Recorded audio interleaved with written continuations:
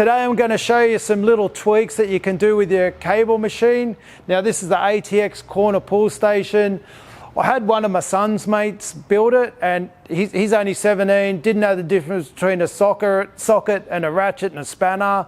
So he's by no means a professional, and he's managed to put it all together with minimal assistance. So that'll give you an idea about how complex this machine is.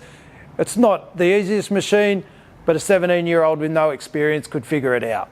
Now, he did make some rookie errors, and this machine has been reviewed by others saying that, you know, it's not as smooth.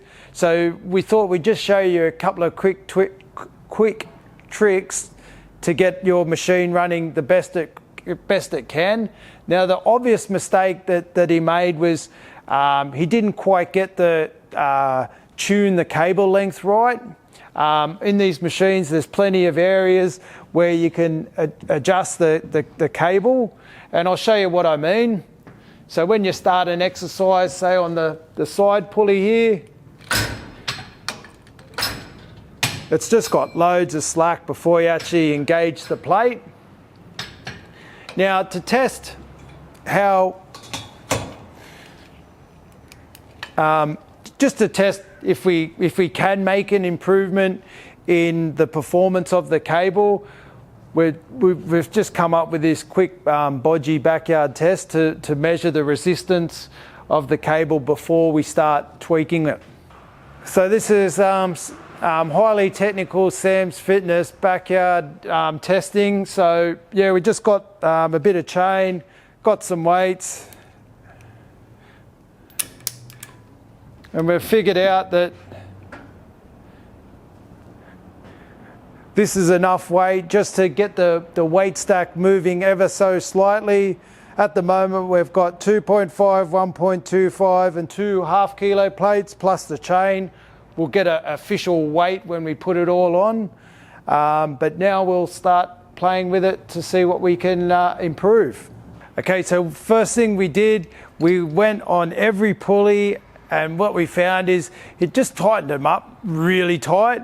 It may have not had much of an impact because they do have bearings, so the pulley will still rotate, but it really tightened them up more than you need to. So we've just gone through and just loosened them off. A handy little tip if you want to get some more slack when you're testing, you can just lift the header plate up and shove something in there. Now, what we're going to do next is we're going to take make the cable to the correct length. So we're going to, this is what you make your fine adjustments with. So we want to give that a little bit more play. So we're going to unscrew that like so. And then we'll lift this header plate up again. And then we're going to bring this cable up both sides and see if that's enough. We might have to do 2. We've gone up to the second hole. We've backed off the cable adjustment bolt there, and there's still like a little bit of play there. So we're going to take it up another notch. Now we've just gone up the second hole, and here we go. Now that's so much better. But we can even, this is what this bolt here is for.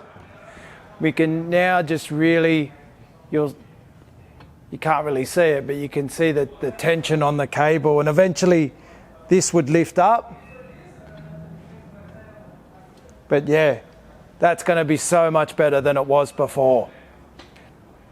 Okay, the final thing is, we're just going to lube the guide rails. I'm just using a bit of ATX gym equipment oil, but it's just a light machine oil.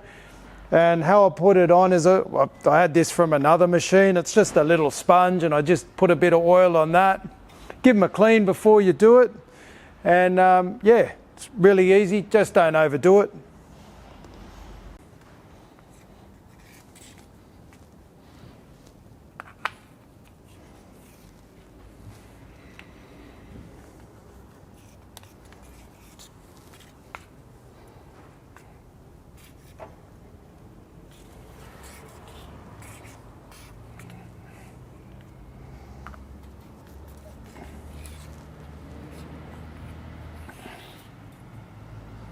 Now, you don't need to go berserk. You'll get oil everywhere, and you can always do it again. So sometimes a little bit's a lot. Now, just a quick test. I can't tell you, like it does feel so much better. I don't know which was the main part, but let's see if it's actually made a physical change. All right, the moment of truth.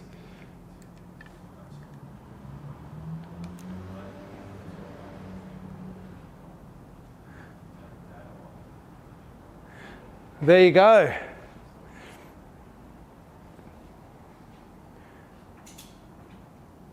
It's definitely made an improvement. We'll see if we can get it moving with a little less weight.